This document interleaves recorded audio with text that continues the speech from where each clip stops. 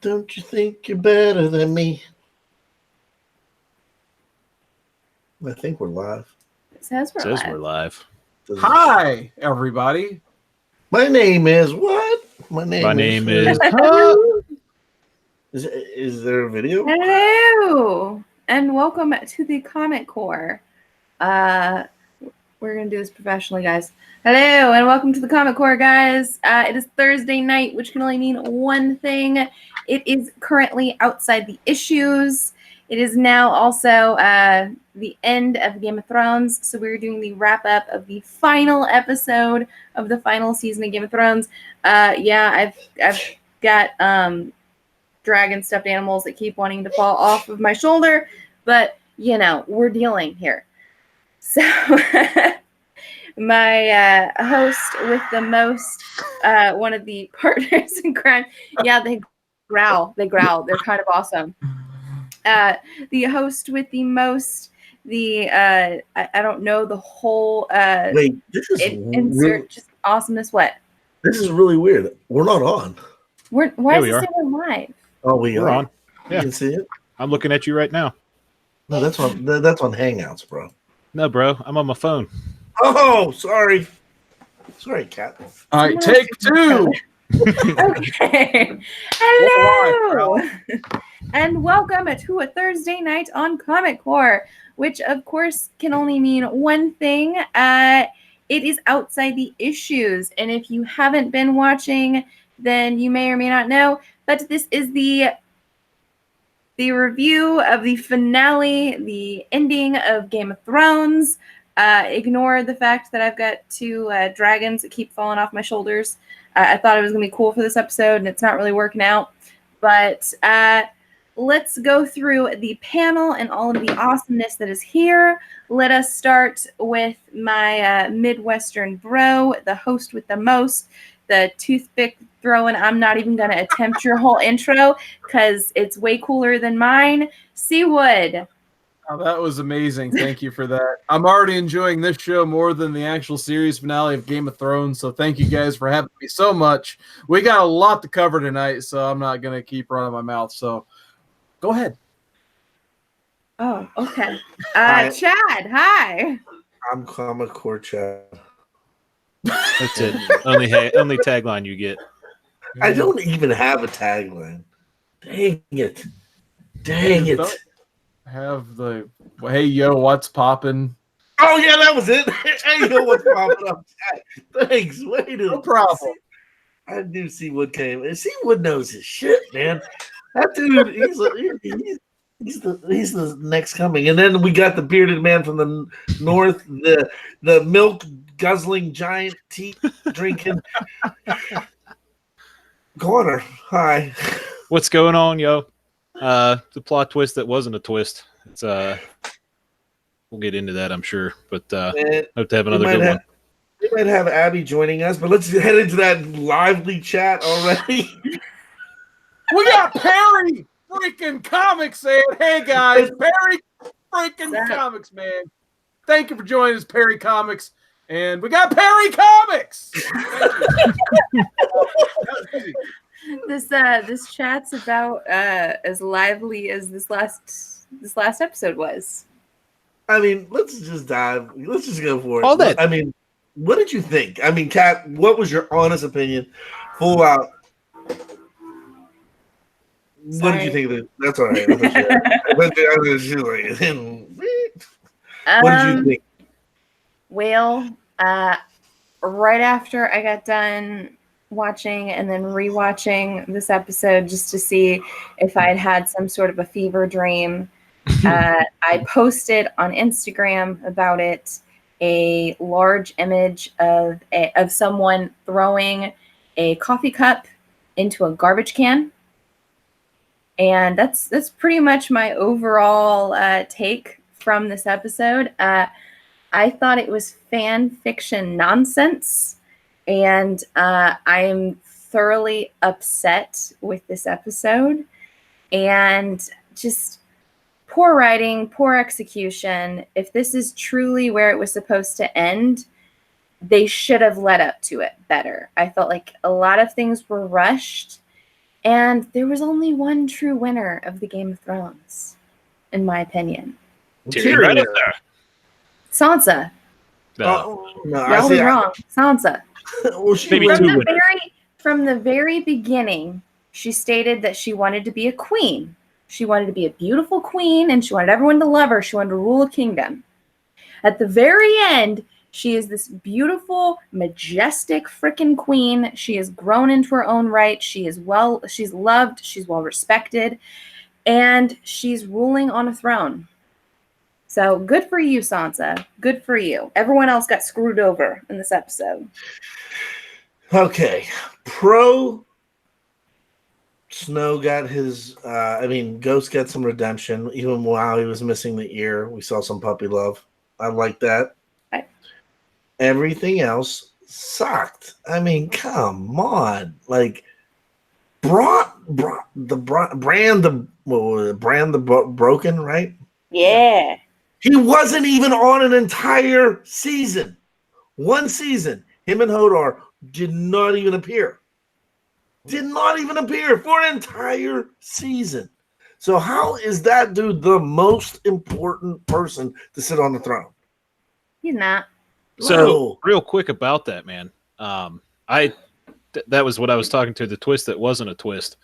He was the odds-on favorite in Vegas to win the throne for the last 2 seasons. I have no idea why they would have said that. I didn't know that. My buddy was telling me afterward, and I was kind of like, oh, I guess that is kind of interesting. But the whole time, if you remember back to like the first and the second episode, or first and second season, they talked about Bran the Builder nonstop and how Bran the Builder did this and Bran the Builder did that. And they said that's like, I guess, the foreshadowing part of it is just the fact that Bran the Builder became Bran the Broken. I would have been pissed off if that was my nickname from then on, was Bran the Broken. It would have been awful. Yeah, I mean, ugh. All right, Wood, what's on your mind?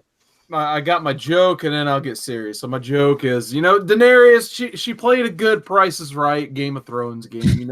She run the brand new car right out the gate. She hit those big prizes. She got the 100 on the wheel. She was ready to go, and then she just bid too much on her showcase showdown. Come on. So, but seriously though, like, I feel like when Benioff and Weiss, or whatever their names are, had their big 5-6 hour luncheon originally with George R. Martin discussing how they're going to end this thing without a book. I feel like, George R. is like, all right, you got Bran, I got him on the throne. You got Sansa, she's in the north. She rules the north for whatever reason. I don't know. You got, what's his name? Arya's on a boat. Jon Snow went full circle. Here's the results. Figure out how to get there. And they kind of like, I'm sure over the course of 8-10 years, we'll figure it out eventually. And they never did until the last few episodes. So I feel like the biggest problem, I don't know if they found out about this ending later after they established some of the storylines that they wanted to, but it felt like at the last second, they're like, shit, we got to figure out how we're going to get these characters to where George R. R. Martin is kind of told us they need the characters coming together to fight the Night King, basically. So when you finally see this great coming together of these awesome characters fighting the Night King, that will be the most glorious moment this series is remembered for me. So if I'm ever going to do a series rewatch, I'm probably just going to stop after, Arya puts that, dagger in the Night King and everybody explodes. So that would have been a really satisfying ending if that exactly, yeah. If it just cut end. Yep. But go ahead. I was going to say, overall, I didn't hate the episode. And I think it was because the last couple of episodes were just so rushed that this episode did a decent job of tying together their rushedness. They kind of had set themselves up for failure because it was like, well, whatever we say, it's going to have to be, snappy and to the point. They still spent a bunch of time with them walking through a burnout city that they didn't need to do. They just wanted to show off their awesome sets and their awesome, cinematography and everything. But I didn't hate it. I left the episode as like, all right. There's a couple things that I didn't like. John never talked to Dany about, the great uncle that they shared.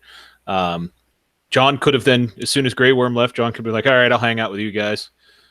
But I did like the fact that John basically, hey, you're going back up to the wall, and then was like, all right, well, screw the wall. I'm going up north. I'm going to hang out with the people that actually like me.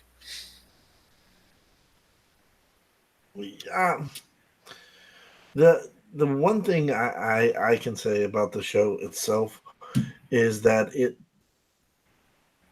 it was the ending that all the Starks won, right? And but in reality, the person that really didn't win until he got up to the wall was John, because John's like, shit, I'm gonna go up here. When he finally got there, he saw Tormund, and he's like, okay, cool, I'm gonna go hang out with the wildlings. But besides that, I mean, he was like, shit, he's getting I'm a bastard again.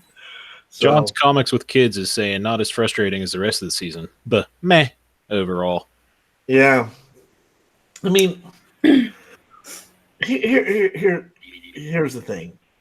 Any show, I mean, Kat and I are talking about doing, like, next week, we have an idea that we're going to introduce, but if you think about TV series and TV shows, most TV shows don't end well. You don't like them.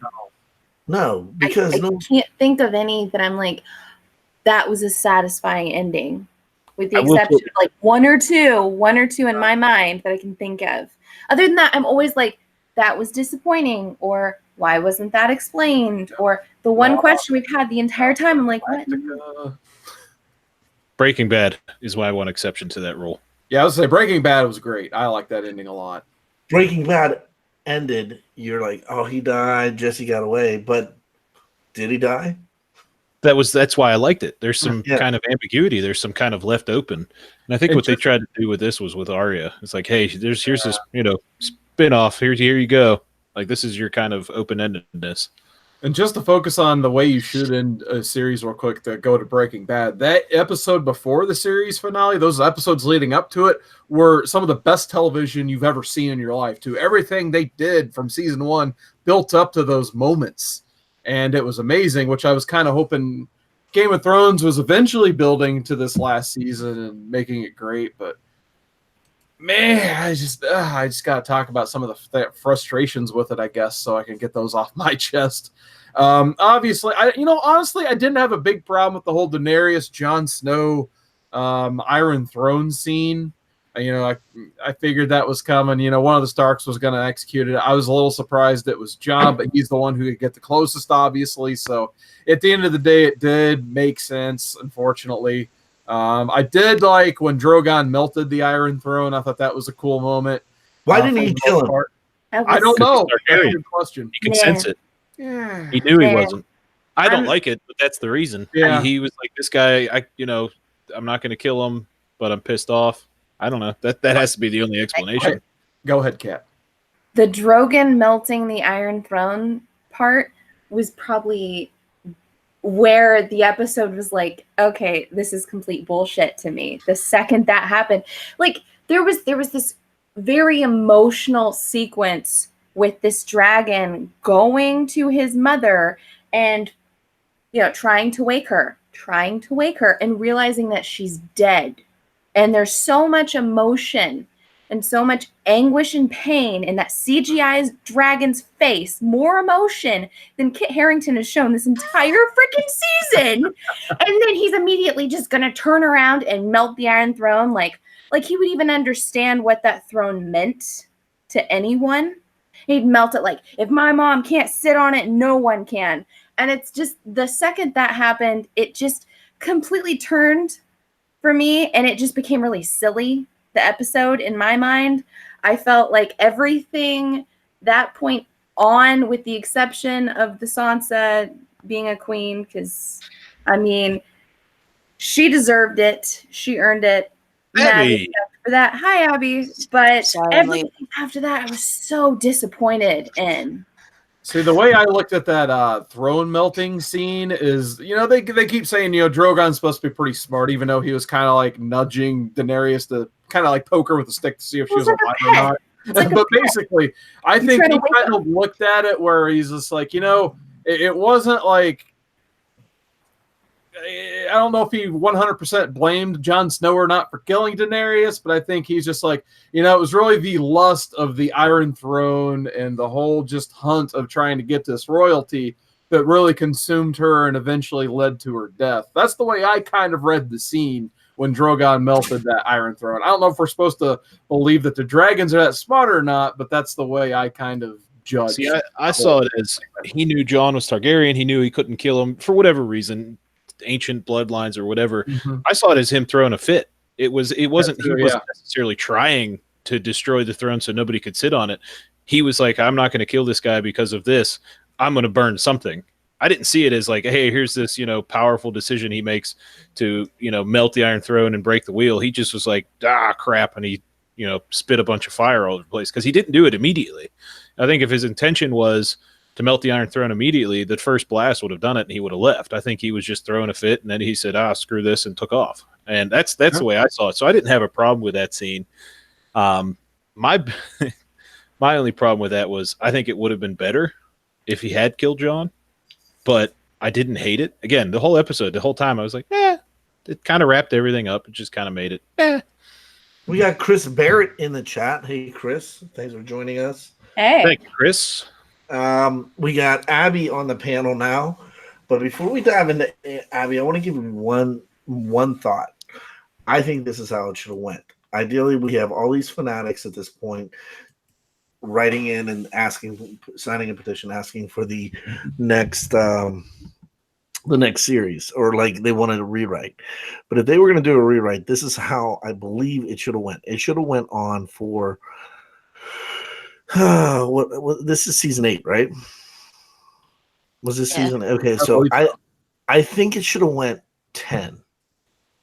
So I think season 8, the entire season should have been dedicated to the Night King. Season 9 should have been dedicated to Cersei, and then season 10 could have been, they could have condensed it, maybe 3 episodes and made them longer, but it could have been Daenerys' reign and fall, or rise and fall. But you would have gotten more time to expand her breakdown. And I think that is what the book has done. And that's what's so difficult for me to kind of, I justify the book went one way, and I from what RR said today, that the book, there's going to be a different person on the throne at the end of the book. But I think ultimately you have fanatics of the story itself, with the books, and then you have the show, and they started crossing over.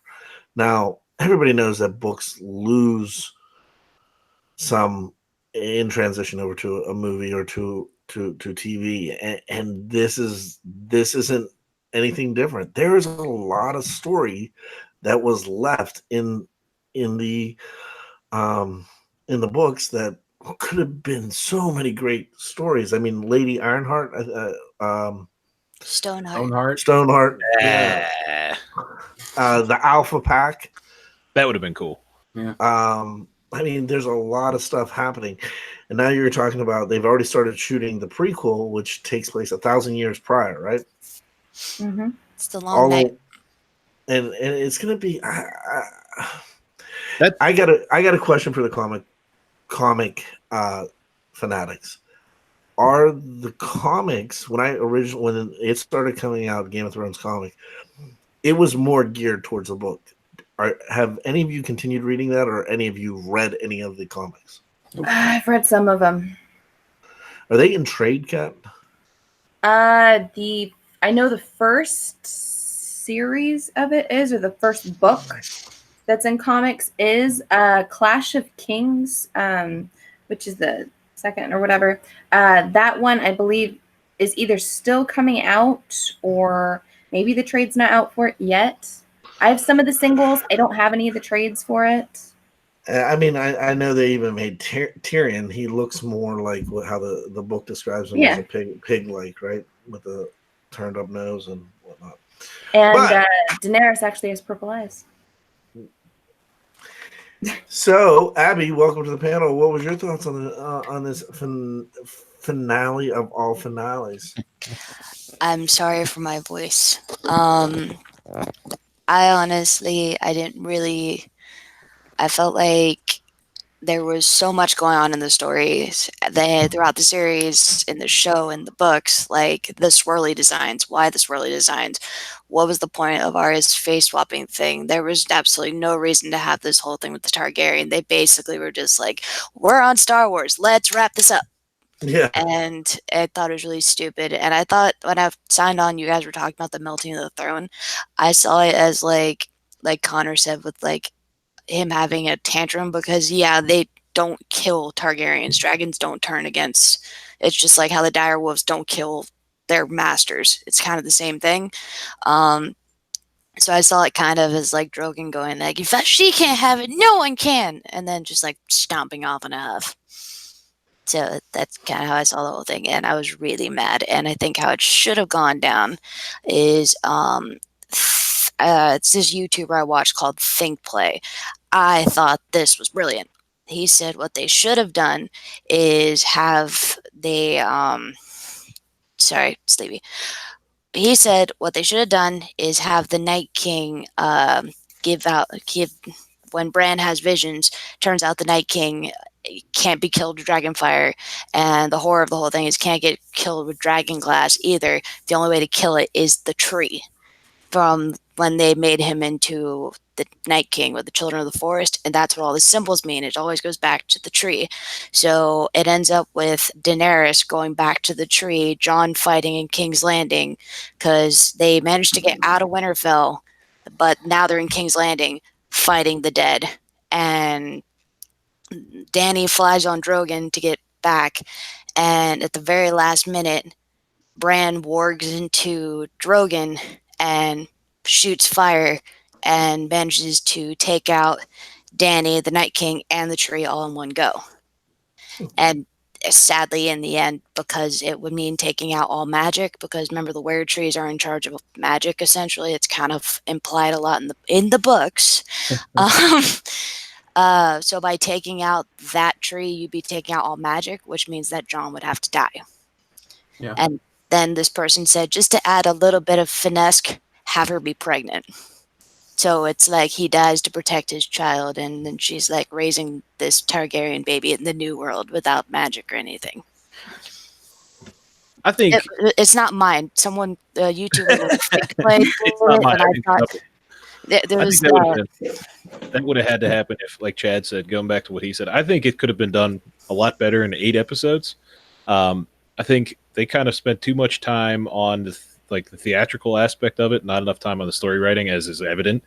But I think if they had did 8 episodes where, season, instead of episode 3 being where, or 4, whatever one it was, the one right before they fought the Night King, Bran does some timey-wimey stuff and finds out why the Night King is here, what his, ultimate goal is, get some more storyline, and then the extra episode is more of Dany going crazy, her snapping a little bit more. We've gone back and forth of it last time about, how did they portray her going crazy enough, and it was too subtle.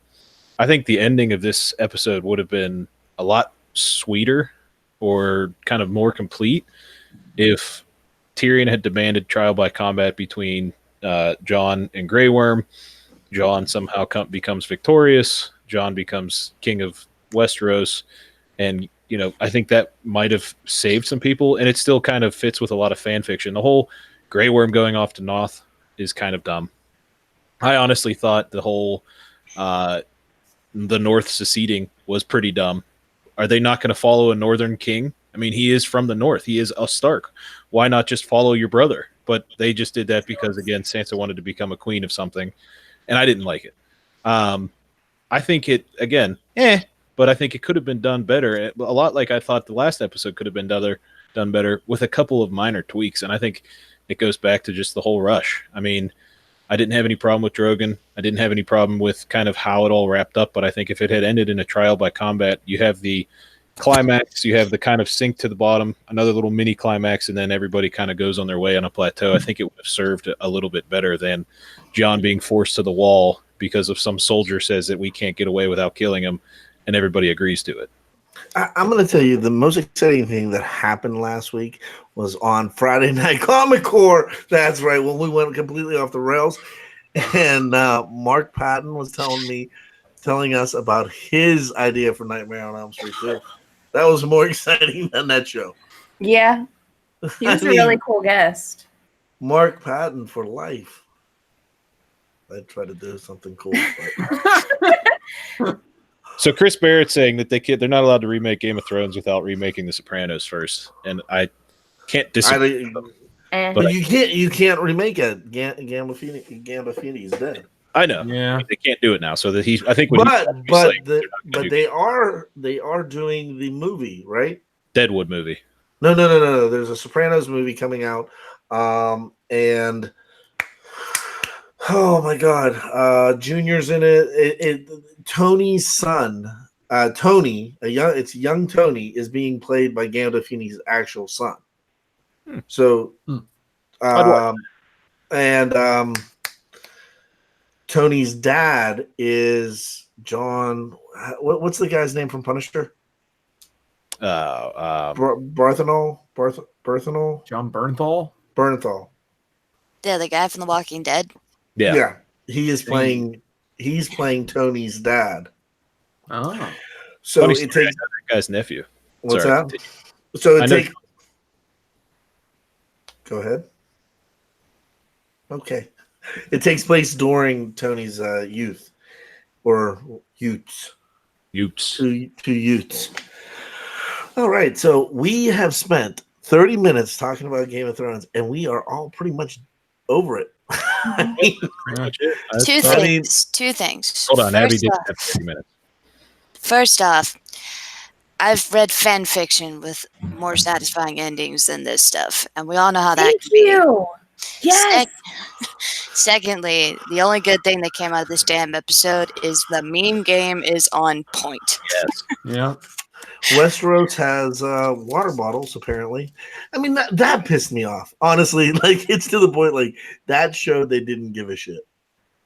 The last two shows. Well, I mean, they put the coffee cup in the one, and then there was a water bottle in the final scene. And then his hand. You forgot his hand. Which one, Jamie's? Jamie's hand in the bells. Yeah. You saw his actual hand instead of his golden hand in one scene. It's when he hugs her and he goes like this, and if he has the hand, his hand would be like this, but he's like this, hugging He's her. got the two hands. Yeah, apparently yeah. the Night King was in charge of editing as well. But one thing I forgot to mention, I did say that I thought out of all the characters, the only one whose ending I actually really respected and really liked was Sansa. But Drogon was the only one that remained loyal to his queen at the very end. He's like, I'm out. I mean, he just like scooped her up very carefully and then went off somewhere. And, you know, if we're going full fan fiction, if we're going full nonsense, which the majority of this episode ended up being, I'm going to say that in my own headcanon, Drogon carried his mother into a large pyre and then emerged hours later with a small baby Daenerys. And he decided that he was going to raise her into being the strongest dragon there ever was. And that one day, she would be able to take back the Seven Kingdoms once again. And, bitch slap Jon Snow. So. I don't understand why they were all like, we need a master of whispers. Like, you can see everything. I thought it was why walls at the moment. I love the fact that Lord Edmure actually stepped up and he's like, hey, I'm the most senior lord. I could be your king. It's like, shut up, Lord Edmure. You've basically lived in someone's dungeon for the last couple seasons. Actually, I just found a meme on this. Chad, talk while I pull this up because it was like literally 2 seconds ago. I just saw this meme. Chad, you go. Didn't they say, Lord Edmure, you take a seat. Yeah, didn't he say, cousin, sit down? Yeah. She said, uncle, sit down. Yeah. Uncle. She literally paused, said, uncle. And did you know who did the makeup for? Oh man, Connor, what was that? Go find that is a pretty funny picture. I thought it would have been for a split second. I thought maybe there was a dragon egg buried in the throne. That would have been tight. Well, see, now here you go, and this is what's messed. Okay, so Theon's uncle, right? Mhm. In the books, he's hanging out with these pirates, and he leaves them, but he steals a black dragon egg. Yep. I found the meme. Okay. It was Uncle, please sit. How about no, you useless dumb fuck. You're really out here wanting to be queen like you didn't just spend the long night cowering in the crypts while shit was going down above you. Lyanna Mormont killed a fucking giant and you're perplexed by the concept of a knife. Fuck out of here.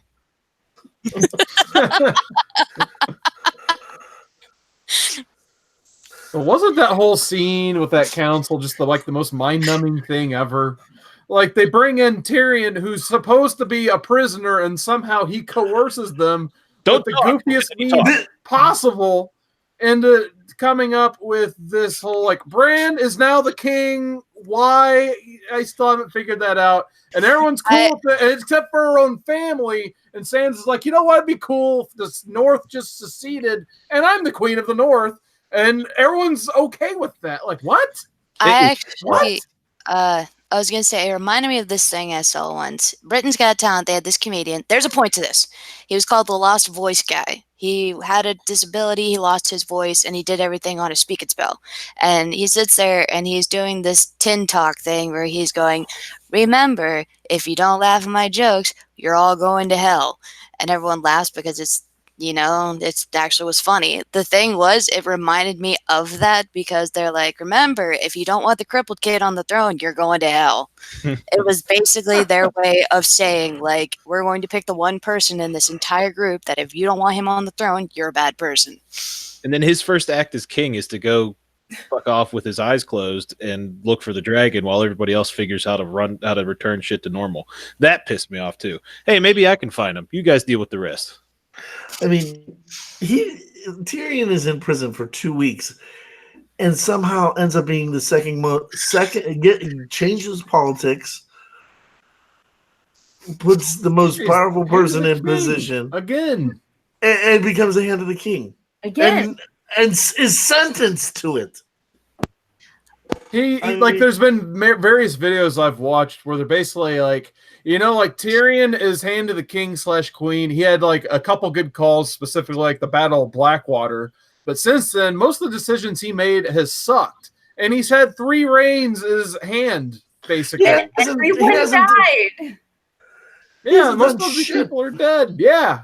He hasn't done shit for 2 weeks. I love me some Tyrion, but damn. His reign is 3 so far. His reign as Theon's king, or Theon's hand, was all right. He really didn't have anything to work with, and he did a lot of stuff. I mean, he was trying to get that all organized. He didn't get credit. Theon's my boy. But great. I agree. Joffrey? Sorry. You mean Joffrey? I keep saying Theon. No. Are you hungry for sausage right now, too?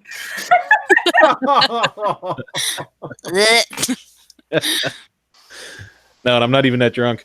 Tyrion's my boy. He did a lot of stuff. He did, he took care of the sewers, right? I mean, he knows what's going on with the sewers. That's true. I'll give him that. Avoid that black plague. So kill the rest of the survivors of everything. I also didn't like the sit down Sam when Sam was like, "Hey, what if we tried democracy?" And yeah, like, that's a stupid idea. Did anyone else notice the glow up from John Aaron? Yep, that's what I was gonna say. Sweet Robin. Shout out to Robin Aaron. Hey, that breast milk. Yeah, it was like he went from being 8 to 17 real quick. Yeah, they're calling him the Neville Longbottom of Westeros. What happened? That's creepy. Neville Longbottom from Harry Potter went from like this awkward bucktooth kid to like the 7th year was actually doing like underwear model on the side. Like he literally just shot to stardom because puberty hit him well. So the kid who played Sweet Robin was like this awkward, sickly looking kid. Even without the video or the editing and stuff. And then in the last episode, apparently he's like now an Italian model. And so he's just kind of just sitting there and everyone's like, where the hell did he come from? That breast milk really does it to you. I mean, when you do that to the age of 8, I mean, you really get all those nutrients in you. That is one thing we've all learned from Game of Thrones. Breastfeeding makes you grow big and tall. Strong. More manly beards. Maybe we could all be Italian supermodels if we had tried it. I mean, who knows? It's possible. Does it work now? I don't think it. Speaking of breast milk, if you liked us reviewing these shows, there's going to be other shows coming on too in July 29th on Prime. What is it? Prime Video, right? Is a new show coming out by creator and writer Garth Ennis and the people that brought you movies, TV shows like The Preacher and movies such as Sausage Party, and it is called The Boys. Sausage Party was the most ridiculous movie ever. The Boys. Hey, okay, so do you guys? How many here? I mean, I know Abby and Connor haven't, but did either of you two read The Boys? Nope. A little bit. Do you know how they get their powers? No. Okay, the African American member of them, of the boys themselves. There was him, Huey, Dutch, the Frenchman, and then woman, or the female, they call her. The African American guy gets his powers from his mom's giant nipple, and it like stretches like so that's how they get their powers. But I just saw the girl from Adventures in Babysitting is in it. I'm still super bummed that we're not getting the pro. Well, I mean, the pro actually makes an appearance in The Boys at Herogasm. I want nothing but the pro. I think the pro is this. It's probably the best Garth Ennis property in my opinion. But it was 100% a segue into The Boys. I think she should be a featured character. We should review that. Yes, I'm all for it. I have the original trade that came out. I think I even have a couple of the new ones. Have you read that, Carson? No, I haven't read The Boys. I need to. That's on my list of things I need to read. Abby, when you lived in Alaska, did they have comic books up there? Yeah, we have the Robotic Gallery. It's a independently owned comic book store, and it's also an art gallery. Used to just basically sitting there, and that's where I got to start reading the original Spider-Man and Batman. 10 cents a piece. I just realized that sounded super like, oh yeah, and then we used to go to the soda fountain right after swing dance. Freaking Footloose. What's going on, Kat? Sorry.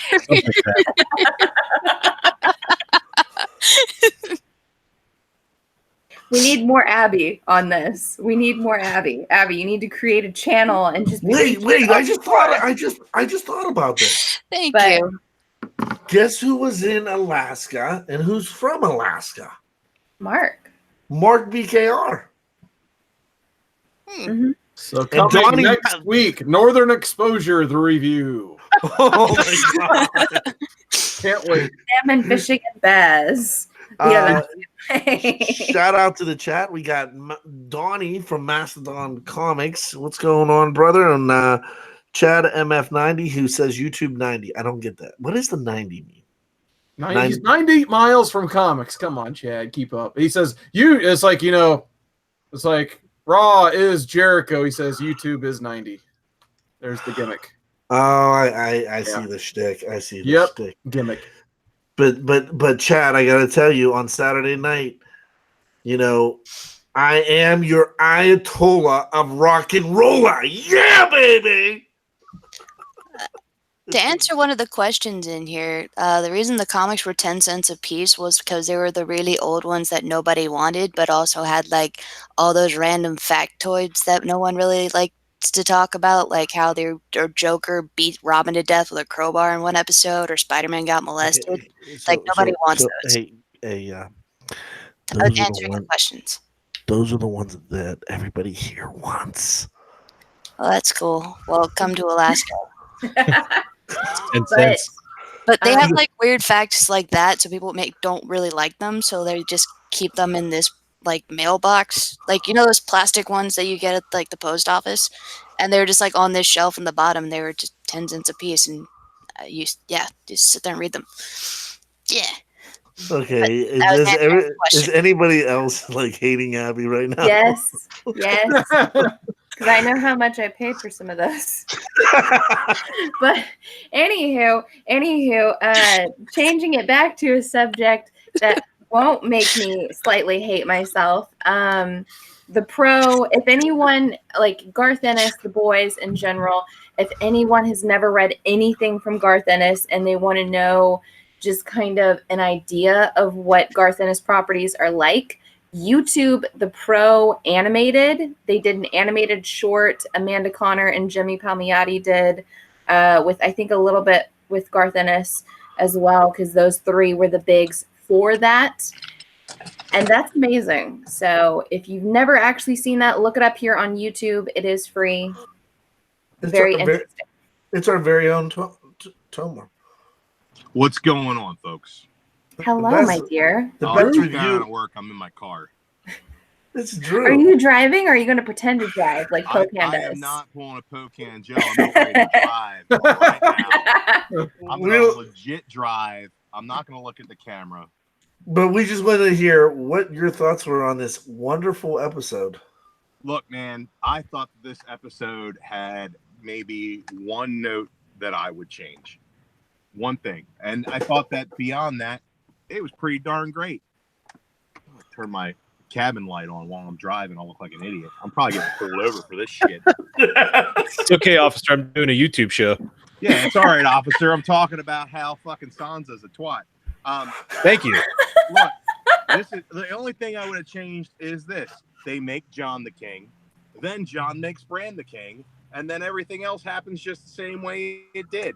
Except for the fact that Sansa doesn't get to go, I'm sorry, Bran, I'm jealous that they chose you. So I'm going to just throw some bullshit in there about how the Northmen won't bow to you, even though you're a fucking Northman. We'll put the goddamn Starks on the throne, but they still won't bow to you. That's some bullshit right there. 100%. And the fact that that he let it go was because he's just like, yeah, I don't care. That's fine. I've got no problem with that. And that's fine. I didn't have a problem with that either. Grey Worm should have died. They should have killed him off. I thought Tyrion probably should have got the axe before everything went down the way it did. But beyond that, I thought it was good. I like how Brienne was all like, Jamie smashed that pussy, so I'm going to write good histories about him. I thought that was great. I like Bronn at the end. The fact that Bronn was there, he's the master of coin. He's just big dick swinging at the small council meeting. That was fucking awesome. Wants to rebuild those brothels. Yeah, rebuild those brothels. They're important. The fact that Sir Davos went from being an illiterate, taught English by a little girl, and then ended up correcting people's grammar at the end. Are you the master of grammar too? That made me so happy. I thought that the whole thing ended a little bit lackluster, but that's how endings are. They're bittersweet. But I thought that it really worked. Arya leaving, I got that. That made sense. Them cowtailing, or them basically letting the Unsullied go. I thought that was ridiculous. They should have burnt all those dickless bastards alive. Good luck with that. Well, here's my question though: how come there were so fucking many of them Yeah, left? where'd they come? Where did Dothraki come from? Where'd all the Dothraki come from? They didn't bring all of them north. Was she like hiding them? She's like, yeah, well, we're gonna come help you, but like only kind of, sorta. Where'd all the Northmen come from at the very end? Sansa's boasting like we have thousands waiting outside the city. Yeah, where the fuck did they all come from? No, they were freaking obliterated. There were like 12 left. There are other houses. Are you serious? So hey, look at this. All the houses had been cleared. This is like the bare bones what's left. What? Where'd they come from? This is Bronn when he This is Braun when he found out that he's going to be king, coming down from the north. No, Yeah, I was a big fan of when he Christmas said, and "Well, birds, don't you wanna Chad." be king, Lord of Winterfell. I don't want any more. Don't you want to be king? Yeah, fuck yeah, I do. Two things. Like I keep doing the two things because that's all my head can hold right now. Two at a time. First- Two at a time. No, Chad woke me up from a nap. First off, why did the Khalazar forget whoever kills your Khal or Khaleesi is now the new Khal? So they should have all been out the front with the rest of the Northmen when the lady died because the whole thing is strength. And the second thing was okay, I can't remember anymore. Anyway. This is how bad this season was. They were cutting costs in every way, and fucking Jon Snow was the makeup artist. That's an actual fucking photo. Listen, No one has pants. I can't get over the fact that Bran has shorts on. It is just disturbing. And He's got really skinny, girly legs. but I agree 100%. Skinny gangly guy. Going back to Yeah. what Drew said, the one change, it's pretty much. I think if somehow there had been a trial by combat and Jon had come out, it would have ended the whole Unsullied. The rest of them kind of could have done their own thing. They already offered to gift them some land. Just go take the land. A lot of those guys just wanted to be hugged by ladies at night. Like, go take some land and become farmers and forget about fighting. I So, just Here, remembered here, Die here, are your your, ridiculous deaths and go the fuck away, you slaves. here are your villains from the past seasons. No, Benioff and Weiss are great. They're going to do great things with Star Wars. They did great things with this property. Well, I I'm can't happy do with worse the way- than Rian Johnson. Yeah, Ryan Johnson's the worst. I remember No, the can't do other that, thing. It was I can see why she chose to keep the North independent because you can't always guarantee it's going to be a Northern king. Well, So- hey, It's revolving. I'm gonna Well, wrap they this. said when Bran goes that they are going to re-vote, so she can't guarantee it's always going to be a Northerner on the Iron Throne or Iron Wheelie Chair, whatever they got going now. I thought it was kind of harsh that she was like, "We all know that his dick doesn't work," and he's like, "Hold up, He can- bitch." He can say that his dick doesn't work, but she can't mention the fact that the other guy's the Targaryen and has the rightful claim to the throne, no matter what they do. Well, listen, I hate to cut us short, but I don't have anything else to say about this show, and I thought I think we've covered it all. But next week is a dawn of a new show called Game. Wait, no, that's not it. Nope. No, Outside the Issues. We're gonna review all kinds of shit from here on out. We're gonna have a better format. We're gonna get going. You tell us what you want us to review. We'll review it. We'll talk about it. We'll have Drew on here spitting rhymes and telling us whose pussy's hot and who's not. But with that said, everybody, as soon as you hang up on this, I mean, even though we only probably have one in the chat and three on the clap, three with the clap. I had the clap. It sucks. But go watch on Tony Sanders' show our Four, I've got own. the clap too. You do? Okay, cool. All right. There was a scare one time, but Go watch on Tony Sanders' show our own DC princess, Queen of the Comic Core, Cat Rand, who's going to be over there showing her Holy Grail, or what is My this? Grails. The Grails. It's called the Grails. And tomorrow night, it's the Comic Core. We have no idea what's going on yet because we never fucking do. The show tomorrow? Oh, shit. It's like every other week. I might do the show from my car. And you got to work, so hurry up and get done with Come work. on, so through you the get a light jump. screen, the car behind you. Okay. And then Saturday night, I think we're doing a wrestling thing for a minute. Mark and I are going to play some video games. This is a big holiday weekend, so come on. Oh, shit, I do have something. On Saturday morning, we're going to premiere the trailer for Chronicles of the Deadland. Then on Sunday, I'm dropping episode 1 of Chronicles of the Deadland. So maybe we can get Cliff to be on our show this week. If not, too sweet. Good night. What's Legend say? Peace out, God bless. Peace out. Peace out. God bless. See you guys.